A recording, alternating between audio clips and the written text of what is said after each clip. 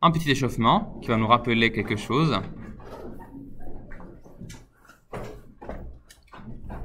Rappelons-nous de qu'est-ce qu'une décomposition, déjà. On commençait avec 420. Le but, c'est d'écrire 420 étant égal à une multiplication de plusieurs termes. D'accord? Et tous ces termes que je vais multiplier, donc il y aura un nombre fois un autre nombre, fois un autre nombre, etc. Tous ces nombres-là, vous voyez, qui rempliront ces endroits, ces places, ils doivent être tous des nombres premiers. D'où le nom factorisation en premier. D'accord? Ou décomposition en premier. Pareil. Vous le savez, c'est l'exercice que l'on fait avec du coup cette barre purement verticale. C'est pas une division du coup. Même si effectivement on va procéder à faire des divisions en nous laissant aider par la liste des nombres premiers. D'accord? Je commence avec le premier nombre premier. C'est le nombre 2. Puis il y a 3, 5, 7, ensuite 11, voilà, etc. Ok? Je vais les noter au fur et à mesure si j'en ai besoin. Peut-être que là, je n'en aurai pas besoin, je ne sais pas. Commençons avec 420 du coup. Alors, clairement, il est divisible par 2. Donc, je me l'écris. Et je fais du coup 420 divisé par 2, ça fait 210. 210 est un corps pair, du coup, je le rédivise par 2. 210 rédivisé par 2, ça fait 105. 105, il n'est plus divisible par 2. Donc ça, je peux l'abandonner. Mais par contre, il est divisible par 3. Du coup, je le divise par 3 et je trouve comme résultat 35. 35, maintenant, il est plus divisible par 3, mais il est divisible par 5. Donc, excusez-moi d'ailleurs, ça je le mets en rouge. Donc, il est divisible par 5, ce que j'ai écrit ici. 35 divisé par 5, ça fait 7. Et 7, il est dans la liste des nombres premiers, donc c'est un nombre premier. Et je le divise donc par lui-même, 7, et il me reste à la fin juste 1. Donc maintenant, 420, je vais pouvoir l'écrire comme la multiplication des nombres suivants. J'ai 2 fois 2 fois 3 fois 5 fois 7. En sachant que 2 fois 2, c'est 2 au carré. Fois 3 fois 5 fois 7. Oui, Mariam? Mais moi, j'étais 2 fois 2 fois 3 fois 35. Mais 35 n'est pas un nombre premier. Tu t'arrêtes quand ici tu arrives à avoir exactement 1. Et quand ici tu n'as que des nombres premiers. Sinon, ce ne serait pas la décomposition en nombres premiers, ce serait juste une factorisation ou une décomposition. Mais nous, on veut la décomposition en nombre premier. Tu vois, disons que tu n'as pas fini en fait. Mais sinon, tu vois, il n'y a rien de faux dans tout ce que tu as fait, c'est juste que tu n'as pas atteint le but final. C'est possible qu'il y ait un reste? Non. Non, non. D'autres? Il y avait 420, 350 et 225. Alors, 350, c'était le deuxième.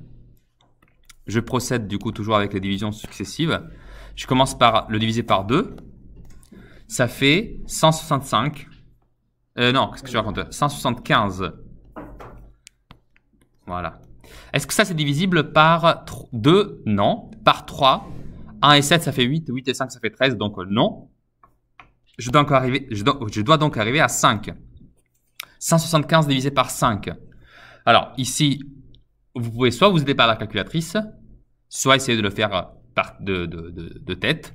Et il me semble qu'on trouve ici 37. Si j'ai bien entendu. C'est ça? Ça m'a l'air logique, effectivement. Non, attends. C'est peut-être 35. Ah. Pas 37. 35. Parce que du coup, 30 fois 5, ça fait 150. Et 5 fois 5, ça fait 25. Donc, total, ça 75. OK. Et donc, ici, 35, vous voyez, c'est exactement la même valeur qu'on avait juste avant. Dans l'exercice pour... vous voyez, juste là. 35, 35. Donc, je sais qu'à partir de là, ça va être pareil. Donc, je suis content parce que ça me donne un avantage. 35 divisé par 5, du coup, ça fait 7. Vraiment, je recopie. Là, j'aurais écrit 7. Et là, j'écris 1. Donc, j'en déduis que 350 est égal à 2 fois 5 au carré fois 7. Voilà. Et il nous restait juste 225. Alors, 225, c'est un nombre impair, clairement. Donc, il n'est pas divisible par 2. Donc, je commence directement par 3. Mais est-ce que c'est divisible par 3? Ah bah oui, effectivement. 225, ça fait 2 plus 2, 4 et 5, 9.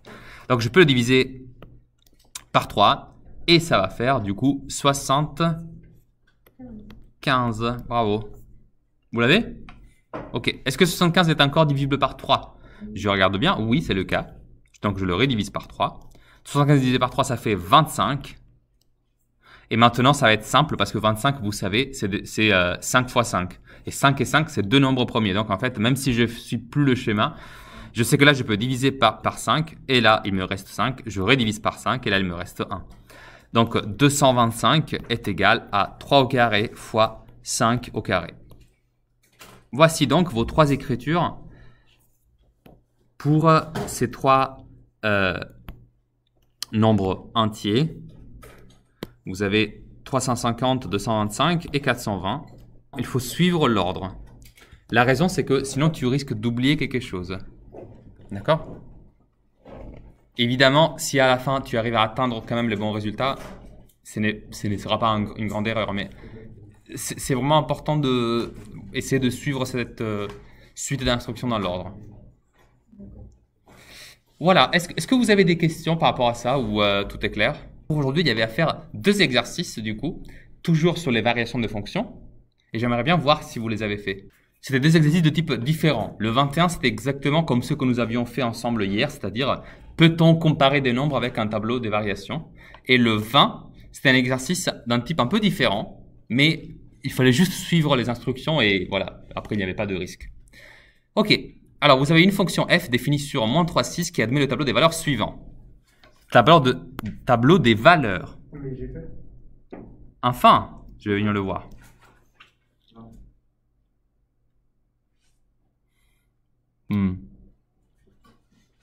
Non, reste assis. Je viendrai moi tout à l'heure. Cette fonction, elle est définie donc sous l'intervalle -3, 6. Et la première chose qu'il me demande de faire, c'est de reproduire sur un repère orthonormé les points qui sont inscrits sur le tableau des valeurs. Juste les points par contre. Pas de les relier entre eux. Okay? N'oubliez pas, quand vous faites un repère, c'est important de faire les flèches aux axes. Comme je viens de vous montrer. Alors ici, il demande du coup de reproduire tous les points de la courbe, mais pas la courbe, juste les points. D'accord? C'est la question numéro 1. Et donc, je le fais. C'est de -3 jusqu'à 6. Alors, -3, je vais dire que c'est là. Comme ça c'est -1. Ça, c'est 1. Et jusqu'à 6, du coup, je pense que je vais devoir le rallonger un peu. 2, 3, 4, effectivement, 5 et 6. Voilà, on va faire ça. Ok, ça c'est donc l'intervalle de définition de la fonction. Et c'était les valeurs peuvent aller de 0 à 4. Parfait, je suis déjà à 4. Alors, la première valeur, le premier point, excusez-moi, c'est -3, 0. Donc, ça veut dire qu'il est là. Le deuxième, c'est 1, 2. 1 et 2. Donc, je suis là. Le troisième, c'est 3, -1. Donc, je suis là. Et le quatrième, c'est 6, 4. 6, 4. Donc, je suis là. Ok, ça, c'est 4 points. Mais il ne me demandait pas de les relier entre eux avec une courbe ou quoi que ce soit. Ça, c'est juste 4 points que je sais appartenir à 100% à la fonction, à la courbe de la fonction en fait. À la courbe représentative de la fonction, si je dois tout dire. Ensuite, il y avait des questions. Il disait de tracer en bleu une courbe CF possible si F admet le tableau des variations suivant. Donc, une possible courbe qui correspondra à ce tableau des variations. Alors, dans ce tableau des variations, vous voyez bien, il y a certaines des mêmes valeurs. Et d'ailleurs, je crois que c'est toutes les valeurs qui étaient présentes dans la courbe que j'ai tracée. C'est-à-dire les points -3, 0, il est là. 1, 2, il est juste là-haut. Ensuite, le point 3, -1. Et enfin, le point 6, 4. Et clairement, il me dit de faire du coup croissante entre 0 et 2. Excusez-moi, oui, disons au niveau des valeurs des ordonnées. Donc entre -3 et 1, elle passe de 0 à 2. Ok, je peux imaginer une courbe qui fasse ça. Par exemple, elle commence comme ça. Et elle fait un truc comme ça. Ok.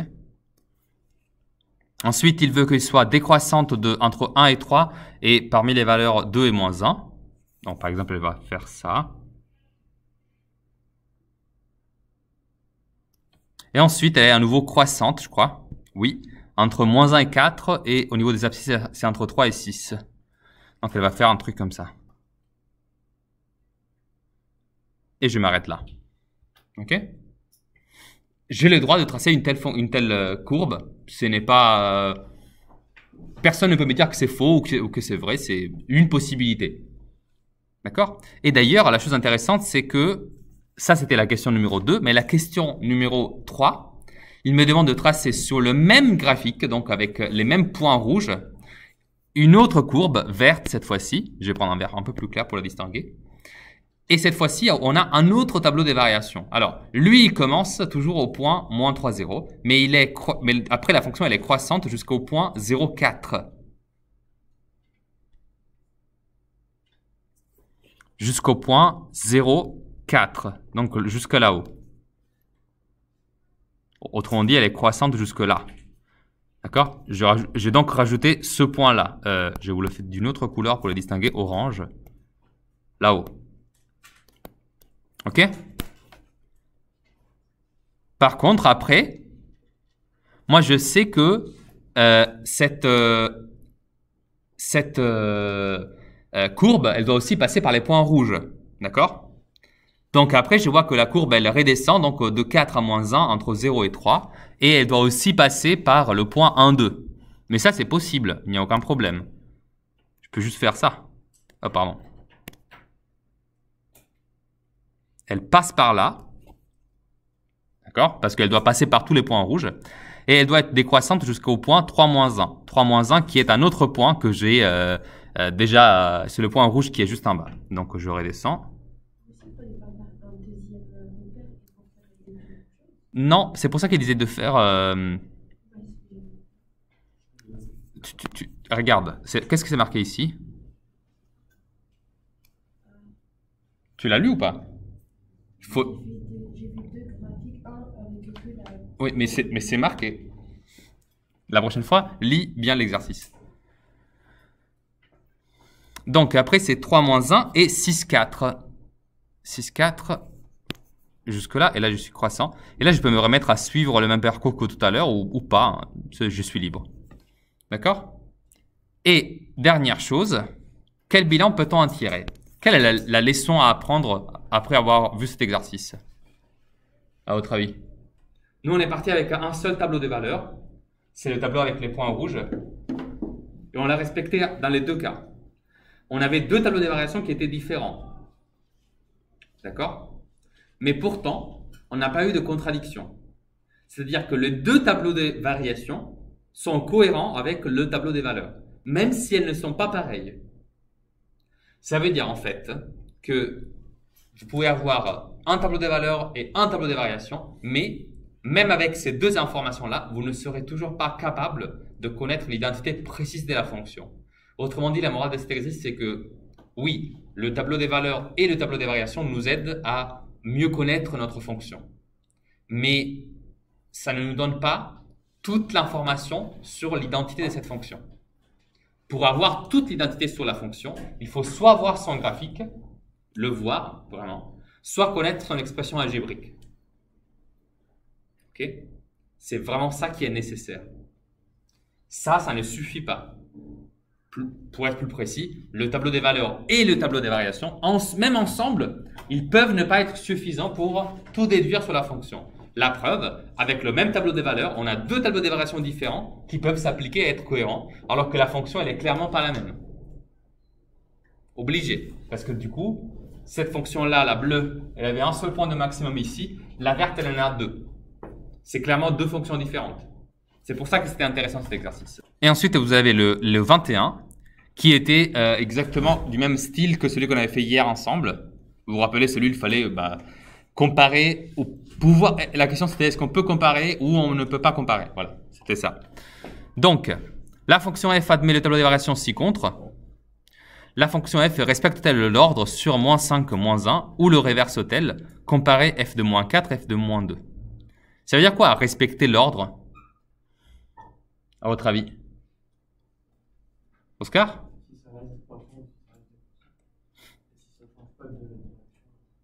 Mais qu'est-ce qui change de direction? La fonction?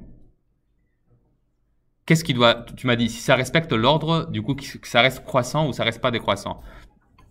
C'est pas exactement ça. Regardez la fonction. Vous voyez, elle est croissante entre moins 5 et moins 1, et ensuite elle est décroissante sur moins 1 et 2. OK. Vous savez que si vous voulez comparer f de moins 4 et f de moins 2, bah f de moins 4, il va être là. Et moins 2, il va être là.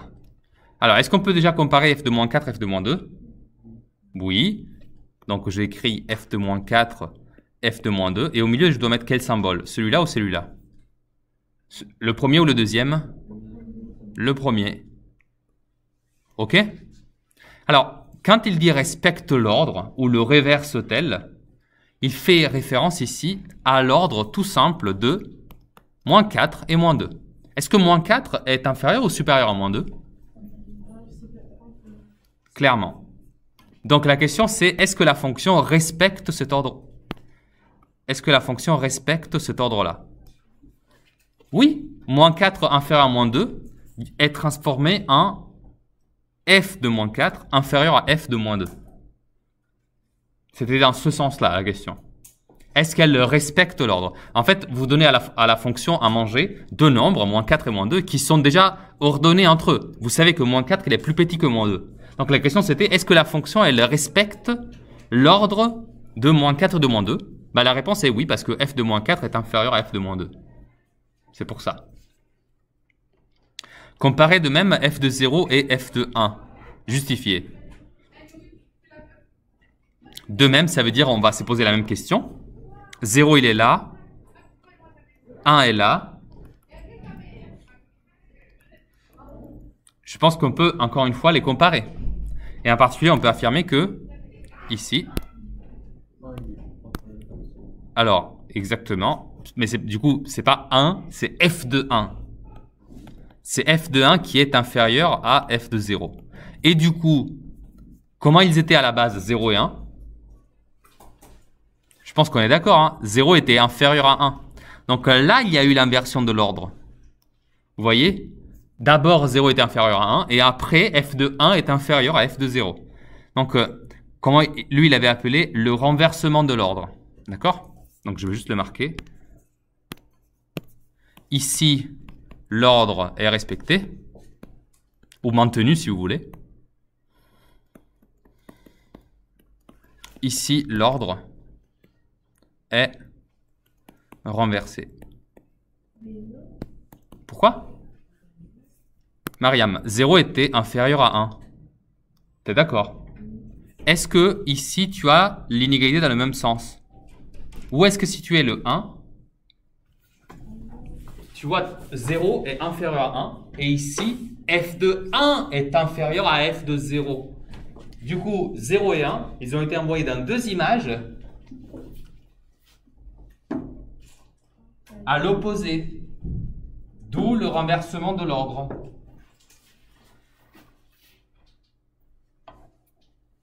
Sûr? Est-ce qu'il est possible que f de moins 4 soit égal à 0 et f de moins 4 soit égal à 3 et f de moins 4 soit égal à moins 2? Alors là, il faut tester. Rien à dire. Alors, qu'est-ce qu'on voit, nous? J'efface juste les choses parce que sinon, on va plus rien comprendre. Nous, on sait juste que moins 4, il est là-dedans. Et donc, clairement, moins 4, à votre avis, il a une image, donc f de moins 4, qui doit se trouver quelque part sur cette flèche croissante. Hein. Et la flèche croissante, elle varie entre moins 3 et 1. Donc, est-ce que c'est possible que f de moins 4 soit égal à 0? Oui, parce que 0, il se trouve entre moins 3 et 1. Est-ce que c'est possible que f de moins 4 soit égal à 3? Non, parce que 3, il est supérieur à 1. Et la fonction, elle est croissante entre moins 3 et 1. Et est-ce que f de moins 4 peut être égal à moins 2? Encore une fois, oui, cette fois-ci. Hein, parce que clairement, entre moins 3 et 1, il y a aussi 2. Donc, aucun problème. Je pense que ça va, c'est pas trop dur, non? Ah, Mohamed. Salut. Tu es réveillé, hein? Ou tu penses encore en espagnol? Ça va? Des signaux de... Du coup, tu peux me faire la dernière, s'il te plaît?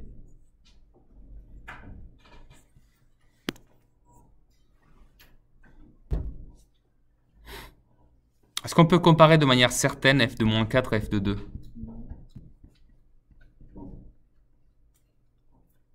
n'ai pas entendu ce que tu as dit. Quelqu'un d'autre qui veut essayer? Oui ou non? Est-ce qu'on peut les comparer de façon certaine ou pas? Oui ou non? Qui dit oui? Qui dit non? Ok, Tony ne dit rien, Yacine ne dit rien. Ici, effectivement, la réponse est bien non. La réponse est non parce que f de 2 est égal à moins 1. Ça, je le sais. Et je sais aussi que f de moins 4, il est entre moins 3 et 1. Mais malheureusement, je ne sais pas quelle est sa valeur. Ça pourrait être moins 2,5, hein, juste à côté de moins 3. Mais ça peut aussi déjà être moins 0,5 et donc être supérieur à moins 1. J'en sais rien. Et cette absence d'information m'empêche de, effectivement, comparer f de moins 4 et f de 2. Si ça avait été f de moins 5 là-dedans, j'aurais pu comparer parce que f de moins 5, je connais la valeur, c'est moins 3 et je sais que moins 3 est inférieur à moins 1. Mais ce n'est pas le cas. Ce n'est vraiment pas le cas. Voilà donc pour vous. Ok, maintenant quelques exercices à faire. J'aimerais reprendre en fait avec vous ce qu'on avait étudié il y a quelques semaines, c'est-à-dire le fait de tracer les courbes représentatives des fonctions. C'était celui-là. Alors, ça c'est un exercice qui mélange du coup deux choses. Au début,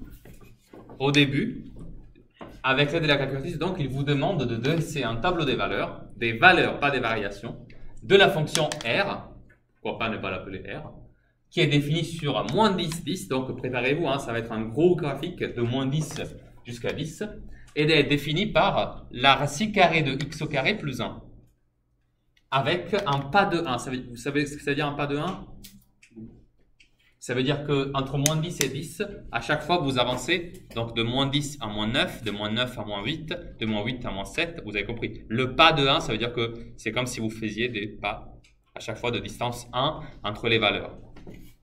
Ok? Et ensuite, vous tracez la représentation graphique de la fonction, donc avec tous les points que vous avez obtenus dans le tableau des valeurs. Et enfin, déduire le tableau des variations, du coup, entre moins 10 et 10, hein, parce qu'après, ailleurs, vous ne savez pas. Ok? Donc, c'est un tableau avec plusieurs étapes. D'abord, faire le tableau des valeurs. Ensuite, faire la courbe représentative. Ensuite, faire le tableau des variations. Ok? Vous pouvez commencer maintenant. Vous voulez calculer la racine carrée de x au carré plus 1. Hein? Très bien. Je commence à faire du coup avec x égale à moins 10, parce que c'est une des valeurs. C'est la première d'ailleurs, si on va de gauche vers la droite, c'est la première valeur. Et du coup, je fais moins 10, le tout au carré, plus 1. Mais tout cela, il doit être en dessous de la racine. Du coup, il faut que je mette d'autres parenthèses. Sinon, on ne va pas me le faire. Racine carrée 2, parenthèse gauche ouverte, parenthèse droite fermée juste derrière. Ça veut dire que tout ce qui est entre cette parenthèse et cette parenthèse, il va être la chose dont je fais la racine carrée. De quoi je fais la racine carrée? De x au carré plus 1. C'est marqué ici. Mais x, je le prends égal à moins 10 parce que je veux le faire entre moins 10 et 10, cette opération. Et donc, je le fais avec moins 10. Moins 10, je l'écris tout entier, pas moins 10 avec seulement le 10 au carré. C'est tout le moins 10 qui est au carré. D'accord? Je fais cette opération et je trouve... Ça devrait être 10, quelque chose, 10,1, 10,04. 10,05 si vous voulez arrondir au centième. Alors, il nous reste 5 minutes, donc si je ne commence pas à corriger maintenant, vous n'aurez pas la correction et j'aimerais quand même bien vous la donner. Je vais vous apprendre quelque chose du coup, parce que vous aurez sûrement remarqué que, pardonnez-moi le terme, mais c'est un peu ennuyant de faire les calculs avec la calculatrice de façon aussi longue. Ah, si seulement on avait une façon de le faire de façon plus rapide. Bon, je vous avais demandé de porter la calculatrice, et d'ailleurs, je vous rappelle que c'est toujours le cas, vous la portez toujours dorénavant. Eh bien, je vais vous apprendre que du coup, il y a une technique pour s'économiser pas mal de temps. La suivante, vous allez sur Menu, et si vous avez une TI, vous allez chercher juste le mot Table. D'accord? Vous devrez l'avoir parmi vos touches en haut. Et sinon, si vous avez une Casio, vous avez normalement le menu qui s'appelle table. Éventuellement, voilà, ça doit être un symbole similaire à celui-là. D'accord? Peut-être que c'est pas au même endroit parce que ça, c'est un vieux modèle. Quand vous allez dans table, vous retrouvez un menu très similaire à celui, vous vous rappelez, qui sert à dessiner des fonctions. Et ben, du coup, ce que je fais, c'est que je vais faire la même chose que quand je dessine une fonction. Donc, je vais écrire racine carrée et je vais mettre ma fonction telle qu'elle. Donc, je vais mettre, et du coup, c'est plus simple encore. Vous faites x au carré plus 1. Vous recopiez vraiment la fonction telle qu'elle. La même que vous avez traitée.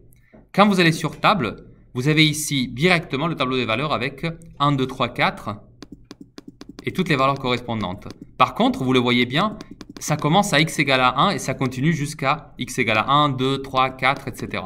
Et nous, on veut les valeurs qui vont de moins 10 jusqu'à 10. Donc, il doit y avoir une façon de configurer cela. Eh bien, effectivement, on peut. On va aller sur Edit, ça veut dire éditer. Donc ici, on peut demander, si je me rappelle bien, on peut demander quelle est la valeur, voilà, où est-ce que vous voulez qu'on commence. Vous avez vu?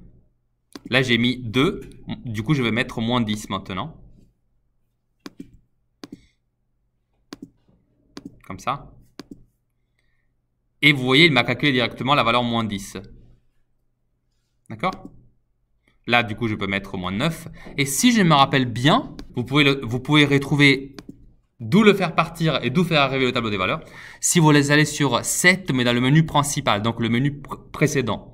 Si vous allez dans 7, ici, ça veut dire réglage, bah vous pouvez mettre du coup le start, donc vous voulez que ça commence à moins 10.